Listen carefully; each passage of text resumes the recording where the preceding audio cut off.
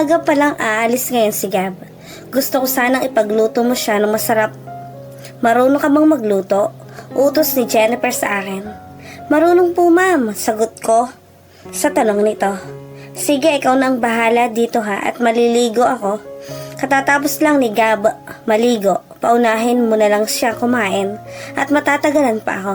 Paliwanag ni Jennifer bago ito mag-shower. Pababa naman sa oras na yon si Gab na nakatapis lang ng towel habang ako naman ay nagluluto sa kusina. Hindi alam na tinitingnan niya pala ako habang nagluluto. Good morning, Camila. Anong niluluto mo?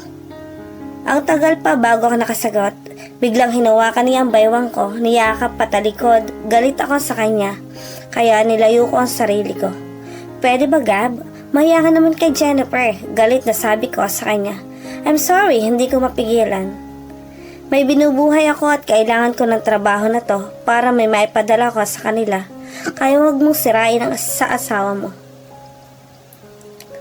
Hindi ko pa siya asawa. Tutulungan kita. Magkano ang kailangan mo? Ibibigay ko.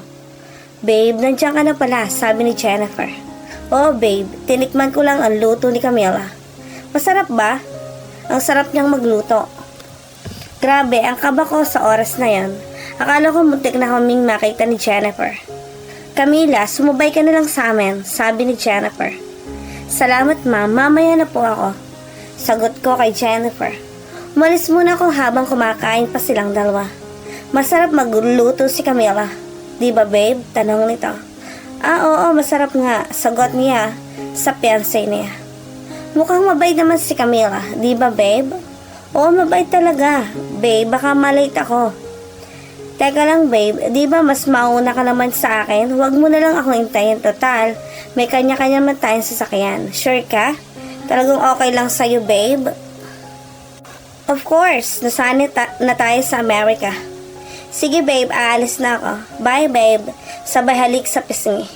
Camila, kumain ka na. Maliligo muna ako. Sige po ma'am. Pagkatapos naligo ni Jennifer, ang fiancé ni Gab ay umalis na ito para magtungo sa kanyang trabaho. Si Gab ay isang CEO at siya naman ay isang sikat na designer. At the same time, may-ari din ng sikat na brand ng mga damit. Malayo sa akin ang buhay ni Jennifer kaya malabo ang mga iniisip ko. Habang nasa trabaho sila, dalawa ay ako naman nagbisi sa paglilinis ng buong bahay. At habang wala pa naman sila ay naisipan kong tumawag sa anak ko dahil madali ko na rin natapos ang aking mga gawain. Hello anak, napatawag ka? Tanong sa akin ni nanay. Opo nay, maaga po kasi akong natapos sa aking trabaho. Sagot ko kay nanay. Talaga anak, may trabaho ka na? Opo nay, pwede po bang makausap si Tintin? Namimiss ko na kasi si Tintin nay eh. Pakiusap ko kay nanay. Aba syempre, pwede. Tintin, halika. Gusto kang kausapin ng nanay mo. Nay, miss na miss ko na po kita nay. Paglalambing ni Tintin. Ako din anak, may sasabihin si nanay sa'yo. Hulaan mo. Ano po yun mama? Hulaan mo nga. May trabaho na po kayo mama? Tanong ni Tintin. Oo anak, at mabibili ko na yung gusto mo. Talaga po mama? Oo anak, hey mama, mabait po ba ang amo mo mama? Sobra Tintin, sobrang bait nila. Salamat naman mama. Hindi na po kami mag-aalala ni Lola. Anak, maayos naman ako dito. Kay Jan, ang lola mo, kumusta na? Nandito po si Lolo. Nay, nakaupo. Basta anak, tutulungan mo ang lolo at lolo mo ha? Huwag mo din pababayaan ang pag-aaral mo. Sige anak, sa susunod na naman tayo mag-usap ha? At alas 5 na, kailangan na ni mamang magluto dahil dadating na ang mga amo ko. I love you anak. Anak, pakisabing mo kay Lola ha? Opo mama, bye po.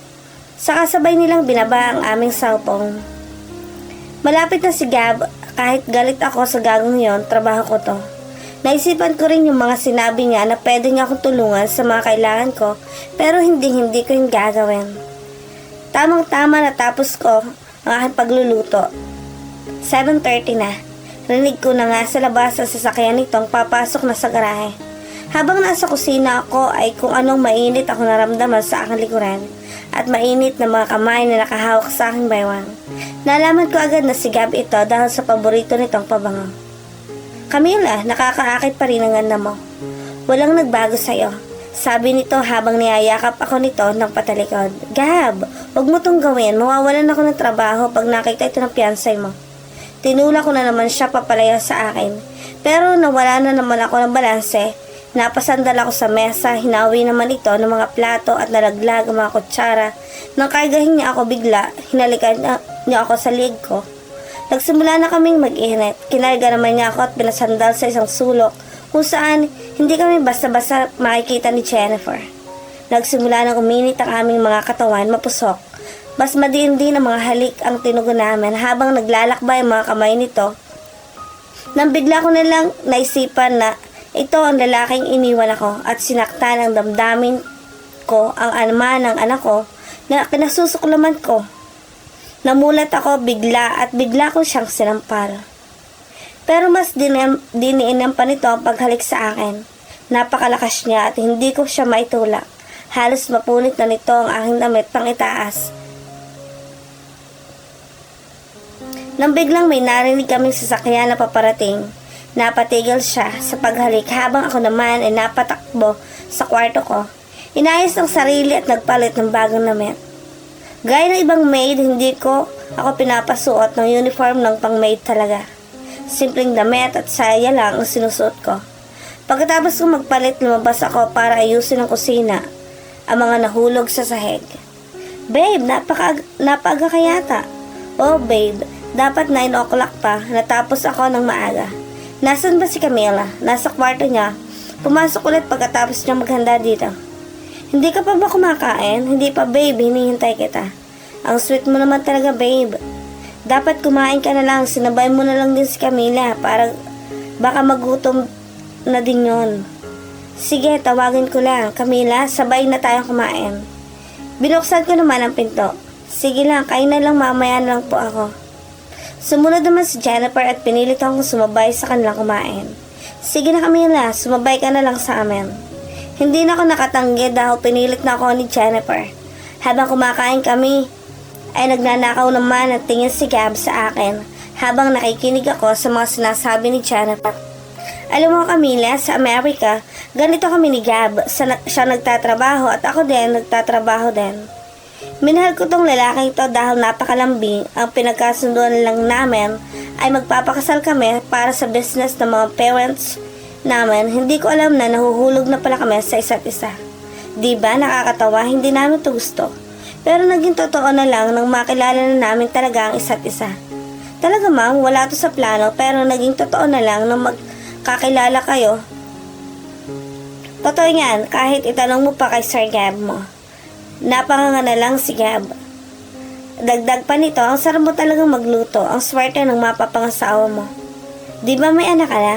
Opo ma'am. Nasaan daw ang anak mo ngayon? Nasaan naman ang ama ng bata?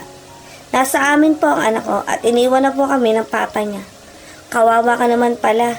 Napaka walang hiya ng lalaking yan. Sobra. May binili pala ako sa iyo Camila. Ito ang isuot mo. Relo? Salamat po ma'am. Tamang-tama yan sa'yo pag nagtatrabaho ka. Alam mo ang oras. Napaka-importante ng oras natin. Kaya yan ang naisipan kong ibili sa'yo. Napakamahal naman ito ma'am. Mahal na ba yan sa'yo? Sa akin napakamura lang. Itong suot ko, nagkakahalaga ito ng $50,000. Kaya kung mahal, paano na lang itong suot ko? Kaya wag mo nang intindihin yan. Sige, natapos mo naman lahat ng gawain mo, diba? Pwede ka nang matulog. Gusto mo bang palagyan kita ng TV sa loob ng kwarto mo para may libangan ka? Hindi, okay na po. Hindi din naman po ako mahalig sa TV. Sige, ikaw ang bahala. Pag may kailangan ka, sabihin mo lang sa amin ni Gab, ha? Opo, ma'am. Saka sila tumayo at umakyat sa taas para matulog. Habang ako'y naglilinis sa baba, babe, shower muna ako, ha? Sige, babe. Makaraan ng ilang minuto, natapos na siyang mag-shower. Nakatayo si Jennifer sa harap ni Gab at ang suot nito ay isang sexy robe na pula at walang suot na panloob. Tinanggal naman ni Jennifer ang kanyang suot na robe at wala na rin ito kahit anong saplot sa katawan. Lumapit ito kay Gab at kumandong sa kanya. Nahalata naman ito ang pag-iwas ni Gab sa kanya. Babe, anong problema ba? Wala naman. Para di mahalata ni Jennifer, ay tinugunan na lamang nito ang ginagawa sa kanya. Sa oras na yon, Si Camila ang nasa isip niya at na-imagine kung kaya ay bumalik ang gana niya. At buong gabi niyang iniisip na si Camila yon at hindi si Jennifer. Kaya laking gulat na lang ni Jennifer nang mas maging wild pa ito sa kama at parang ibang Gabriel ang kasama niya.